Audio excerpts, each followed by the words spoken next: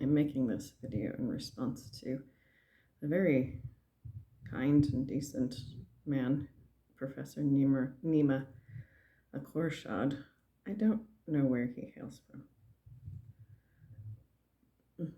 However, he is one of a minority of voices, an unfortunate minority of voices, who is shedding light on this disastrous and outrageous illegal war of aggression that has taken a lull. There's been a break in carpet bombing Tehran and murdering civilians by purposely targeting civilians who happen to be beautiful, intelligent, extraordinarily wonderful people. Iranians are known to be, for the sake of destroying their civilization because it poses a threat to Israel, the 75-year-old menace of colonialism.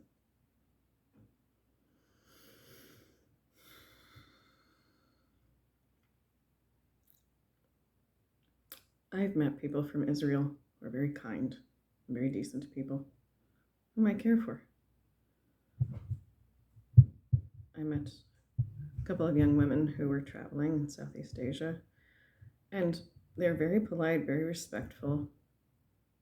And we had this discussion about their language. Oh, you speak Hebrew? And I suppose in my own ignorance, it hadn't occurred to me that they actually adopt Hebrew on account of it being a very modern state.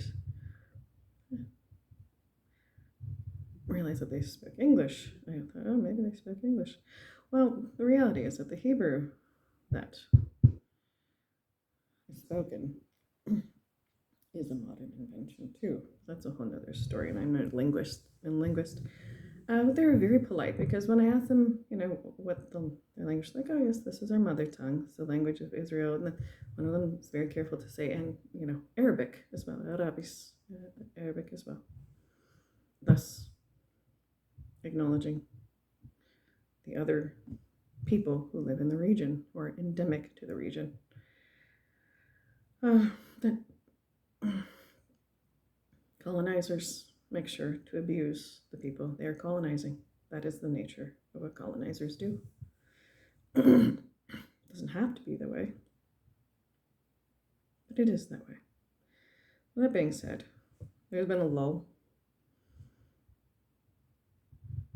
Iran made it abundantly clear what it would do if they were attacked by the United States, and they've made good on that promise. The Strait of Hormuz, it is not international waters. These waters belong to Oman and Iran. And as they've said plainly, we've been leaving it open despite your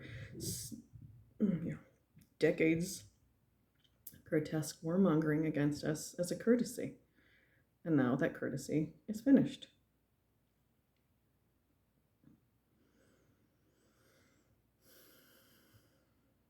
Marco Rubio characterizes the situation with such enormous disingenuousness, as if to completely forget why this war started to begin with. Iran is not a nuclear threat. If they wanted to be, they probably would have done it already.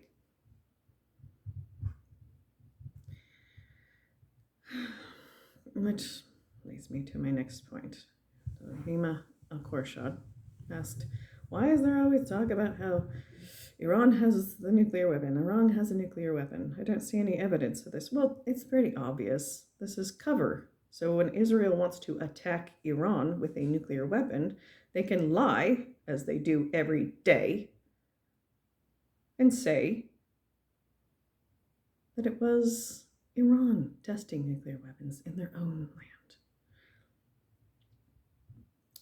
The amount of lies that are promoted and believed, or not even believed, just promoted in the West, when the nearly 170 people, primarily children, teachers, girls, boys, beautiful people, were murdered by not one but two missiles dropped on the school. after killing the supreme leader of Iran. Not offensive at all. The propaganda was. This reporter actually had the gall to ask the Iranian representative, well, are you sure you didn't do this? This is how fucking sick and twisted Western culture is. This is how fucking sick and twisted it is. And I'm sick and tired of this pretense that women in the West are liberated, because we surely are not. What does this mean? Liberation, freedom, these are all outrageous rhetorics.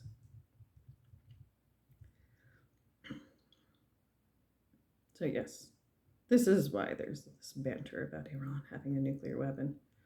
And frankly, I think they ought to have one. It's clearly the United States isn't bombing Pakistan. They've got one. And I'm glad that Iran has people sticking up for them. And I had a curious conversation as well with an interesting person whom I met. And I felt, privileged to have met them because they had some interesting information. But they also had some quite run-of-the-mill attitudes about West versus East. And China's 100 times worse than the United States, and Russia's 100 times worse. And I just shook my head very plainly. This is not true. And the reality is that especially a white male of privilege in the United States, tofu stuck in my esophagus, my trachea, I should say, is wherever your privilege is, you're going to compare that to the government structure that would not afford you the privilege that you enjoy. You say, I like this because this gave me privilege. That's the sum total of why people want to demonize governments. And I explained to him plainly, I don't idealize any top-down hierarchy. Why would you? It's not how things work the best. However,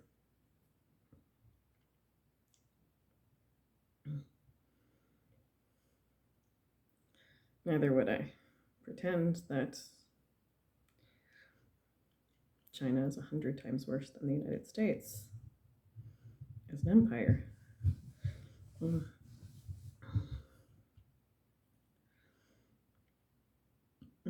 Nor Russia. We are entering into the reality of the necessity of a multipolar world. And the hegemon doesn't want to have to admit this. We don't have what anybody wants anymore. They don't want our bombs. They don't want our ignorance. They don't want our decaying society. They don't want our defunct healthcare system. They don't want our crumbling schools or bridges. They don't want your preaching us about climate change while you are the #1 polluter marauding across the globe, dropping bombs on people as the world's, descending into climate catastrophe. But you're preaching about how you need to stop using so much oil, Russia. There's really no bogusness that won't be told. It all amounts to a fundamental racism. These, in the words of the esteemed Emanuel Wallerstein, political scientist or social scientist, and calls himself a political scientist, we are a society that is based upon the pillars of ageism, classism, racism, and sexism. Sexism is alive and well in the United States. Dress it down, dress it up. And I was watching this excellent video by a group that I really love. And they present these images of Tehran as becoming more liberated, more liberal, more sophisticated at a certain point in its history. I don't know, 60s, who knows. Wearing miniskirts. And why exactly is this a metric of the value of a society? How nude your women can be. And then it shows images of women dancing on television. beautiful women in Tehran. But let's just face it, beauty is one more thing to be exploited in a commercial society.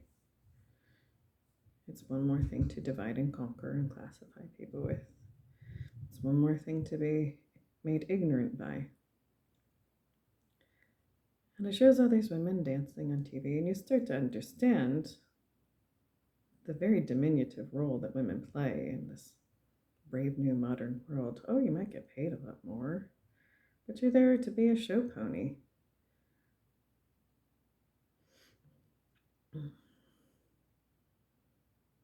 There's a pretense of esteem, but ultimately it's there to denigrate the feminine, to objectify it, to trivialize it. Women are spectacularly amazing creatures because we can do anything and everything. Give or take a few household chores. Men are beautiful too. There doesn't need to be this rigid, hateful, spiteful sexism.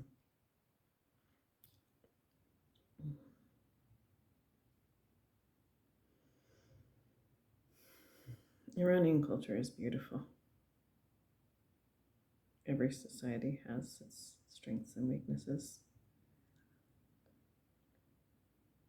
A truly free, globalized society would be one that shares information, that promotes the principles of true equality, which means having an ideal for the way that both sexes are supposed to behave, which isn't with intelligence. This is why Iran says, yes, we educate women in the sciences. In the United States, as the esteemed Professor Morandi put it, we have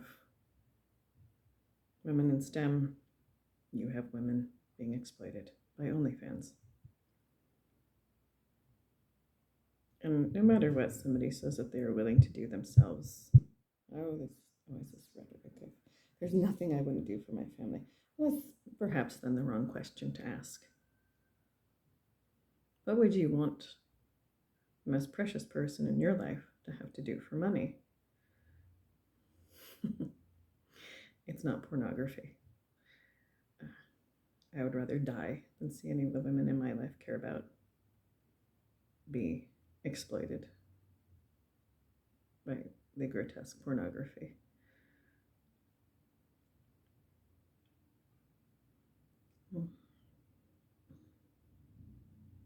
That fuels much of the economy, not only in the United States, but around the globe. So, once again, I'm chiming in to say that we have much to learn from societies that are more strict, disciplined, chaste, and yes, religious. But Christian nationalism is not respectful of women, and it promotes perverse sexism. You saw this in Germany, World War II. You saw it in Japan after the U.S. occupation of Japan, in the way that soldiers exploit the civilians in any population that they're occupying.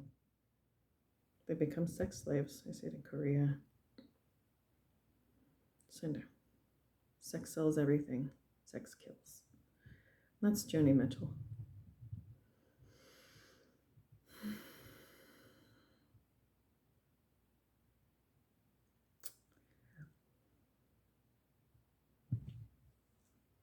There needs to be a vision of what needs to happen next.